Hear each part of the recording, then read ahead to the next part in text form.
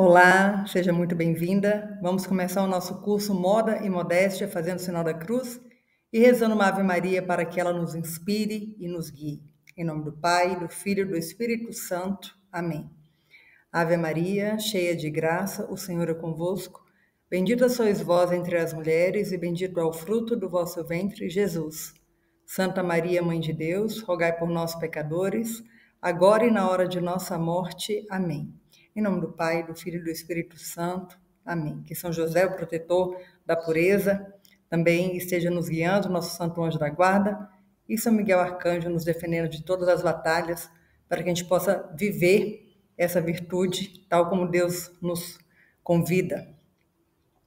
Meu nome é Júlia Maria e eu gostaria de dar bem-vinda a todas vocês. Gostaria que vocês se refletissem nessa foto que eu coloquei aí, como se eu fosse uma irmã mais velha, ou melhor ainda, uma mãe espiritual, que eu gostaria de ser para cada uma que está vendo esse curso, para que eu possa te agarrar pela mão e juntas caminharmos rumo a esta jornada maravilhosa que é o descobrir, vivenciar a virtude da modéstia.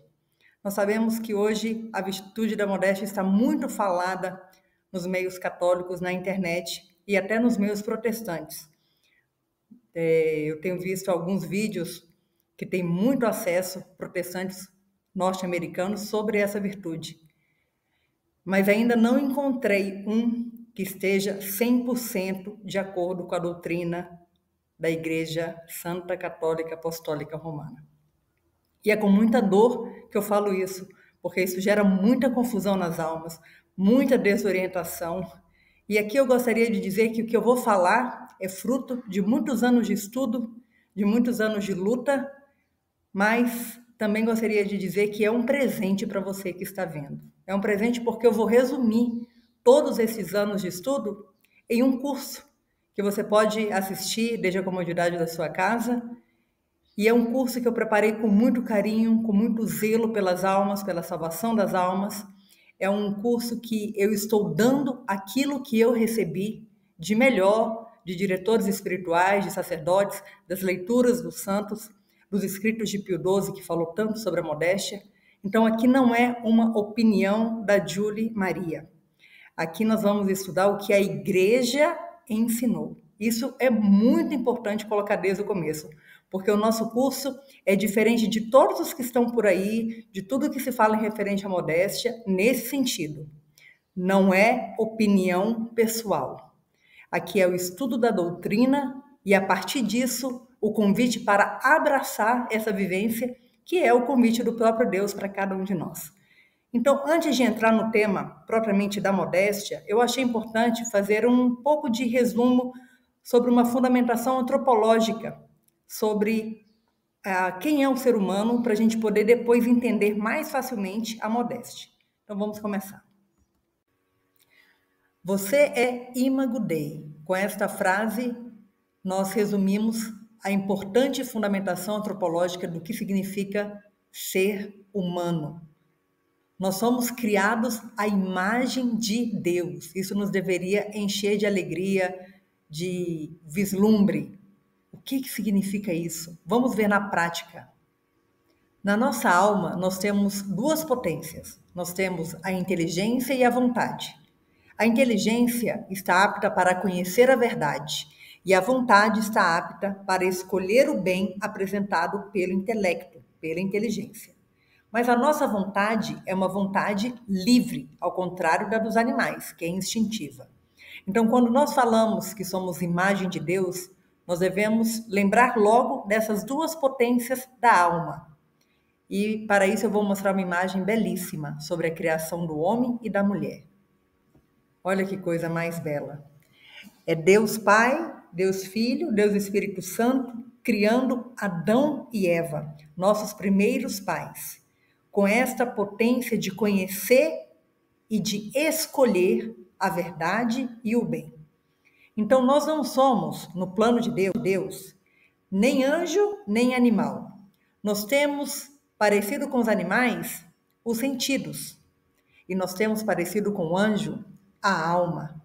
Então, nós somos um intermédio entre o anjo e o animal.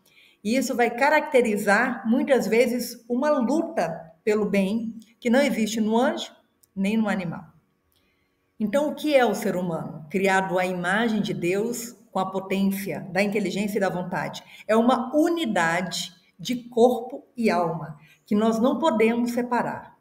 Aqui nós temos outro fundamento muito importante, porque quantos estão por aí dizendo que só o coração puro basta, que não importa a roupa que eu vista.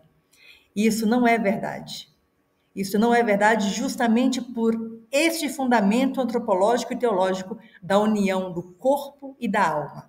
Nós vamos ver que Santo Tomás define a modéstia exatamente como o exterior de uma disposição interior. Então, quando a gente fala que só o coração puro basta e que qualquer roupa não importa, a gente está esquecendo lá do começo da Bíblia, em Gênesis, quando Deus não se contentou com folhas de figueira. Ele fez túnica para Adão e fez túnica para Eva. Então é muito importante a gente entender que o primeiro que se preocupou em vestir o homem e a mulher foi o próprio Deus, nas primeiras páginas da Bíblia. Antes do pecado original, não precisava nos vestirmos, porque o olhar do homem, de Adão e Eva, era puro como Deus havia criado, sem pecado. Então eles conseguiam ver a nudez do outro e através dessa nudez chegar ao coração, à interioridade, à beleza da alma, sem ter nenhuma batalha, sem ter nenhuma concupiscência. Mas depois do pecado original não é assim. As nossas potências foram enfraquecidas e o nosso olhar foi se tornando impuro, a ponto que eu não posso estar por aí andando nua e ninguém deve andar nu por aí, por causa deste fato que aconteceu depois do pecado original. Então foi o próprio Deus que fez túnicas para Adão e Eva e ele é o primeiro interessado neste tema da modéstia. E é muito importante a gente entender também, além dessa potência do intelecto e da vontade, nós temos outra base antropológica fundamental para a modéstia, que é a criação de dois sexos e somente dois, do homem e da mulher. E Deus criou o homem à sua imagem, criou a imagem de Deus e criou o homem e a mulher.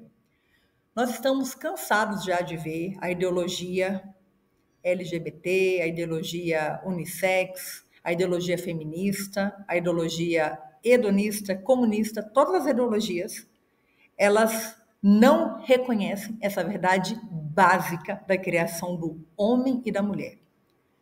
Quando eu fiquei estudando sobre isso, me veio uma luz que dizia bem claramente assim: você vai passar a sua vida inteira falando coisas bem óbvias, porque elas já não são mais reconhecidas pela sociedade.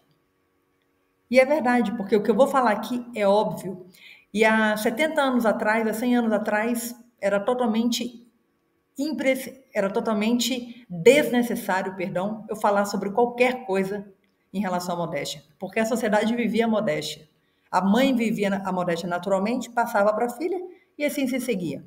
Mas nós sabemos que com essas revoluções modernas, a nossa sociedade foi afetada no seu núcleo, na família. E a família, o que que é? É que o homem sabe o que é ser pai e a mulher sabe o que é ser mãe. E justamente por isso, eles reconhecem essa antropologia básica que, com a mesma dignidade, homem e a mulher, eles não têm, porém, as mesmas missões, as mesmas vocações no plano divino. E é isso que nós vamos continuar vendo. O Papa Pio XII, então, nos ensina: em sua dignidade de filhos de Deus, o homem e a mulher são absolutamente iguais, como também a respeito do fim último da vida humana, que é a eterna união com Deus na felicidade do céu. Então, não existe desigualdade na dignidade, porque somos criados ambos à imagem de Deus, temos a inteligência para conhecer a verdade, a vontade para abraçar essa verdade, e que é uma vontade livre, que escolhe, não é instintiva igual ao animal. E também não é igual ao do anjo, que foi só uma vez e decidiu para sempre se queria servir ou não a Deus.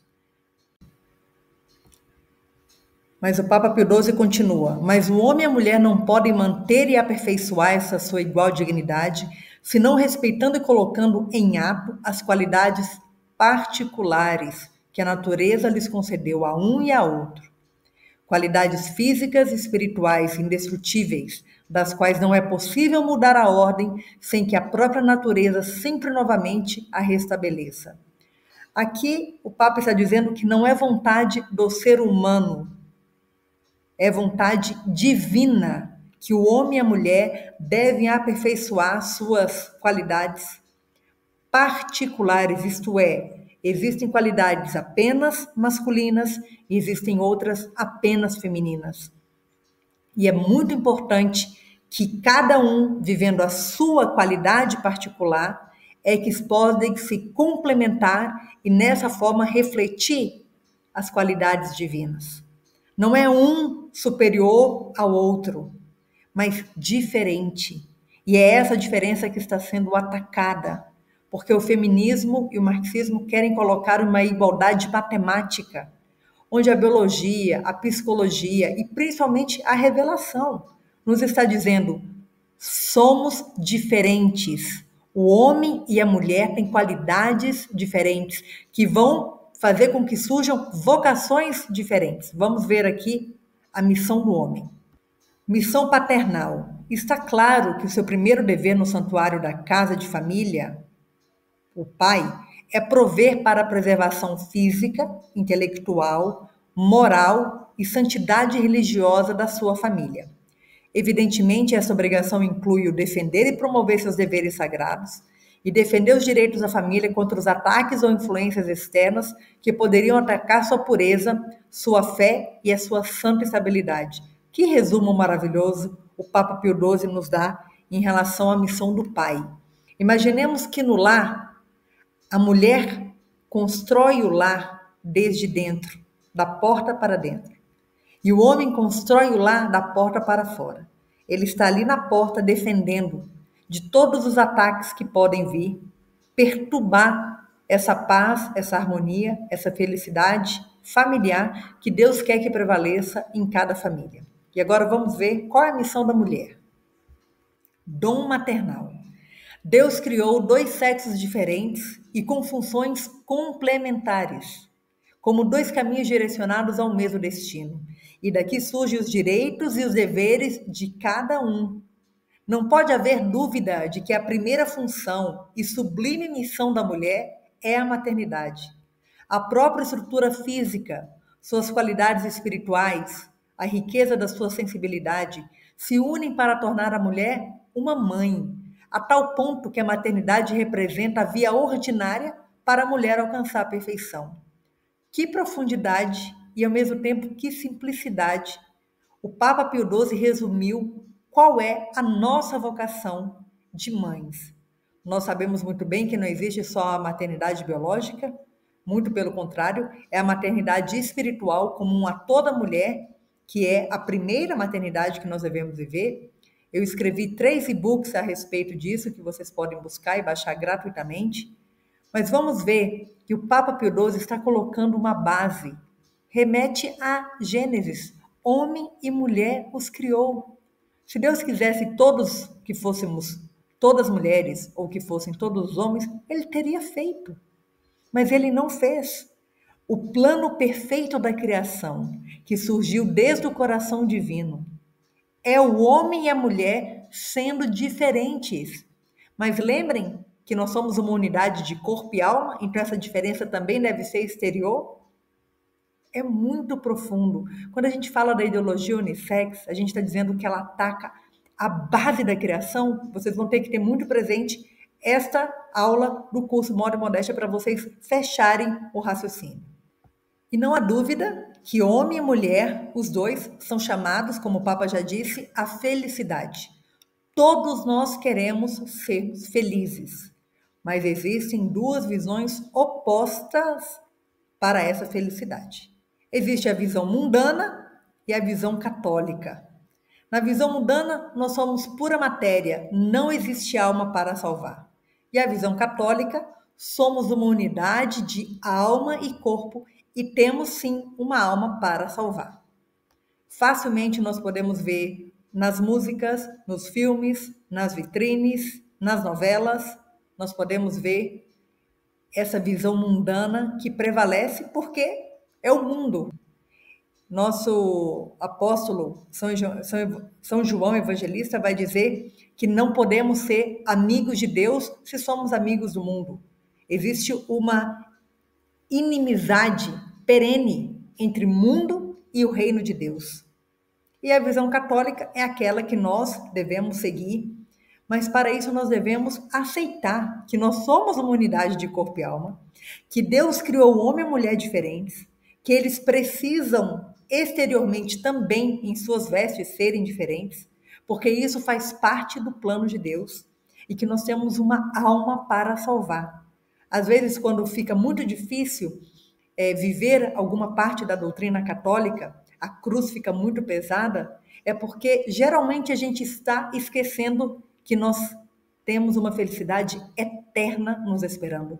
Uma coroa incorruptível, como diz São Paulo, esperando.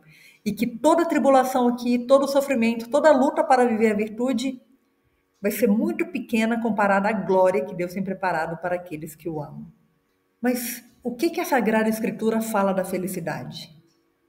Ela fala em várias partes, mas eu peguei esse trecho de Provérbios 16, 20.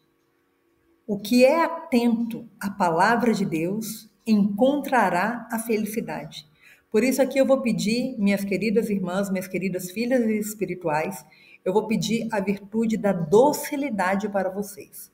Se vocês estão armadas já com tudo que vem do mundo, com tudo que vem da sua própria história, que às vezes não é como Deus planejou, como a minha história não foi como Deus planejou, senão que eu tive que ter uma conversão, um encontro pessoal com o nosso Senhor, para descobrir a felicidade nele, e não a felicidade, entre aspas, mundana, que vai ser sempre pobre e nunca vai satisfazer o coração humano, porque nós somos criados por Deus e para Deus. Então, quando eu citar o Papa Pio XII, quando eu citar um santo, quando eu citar São Tomás de Aquino, quando eu citar uma trecho da Sagrada Escritura, seja dócil, porque é o caminho da sua felicidade. Então não esteja armada, mas se desarme para que a gente possa caminhar juntas nessa jornada da modéstia, mas sabendo que eu quero o melhor para você. E eu quero o melhor para você porque Deus quer o melhor para você. Então vamos juntas continuar nosso curso.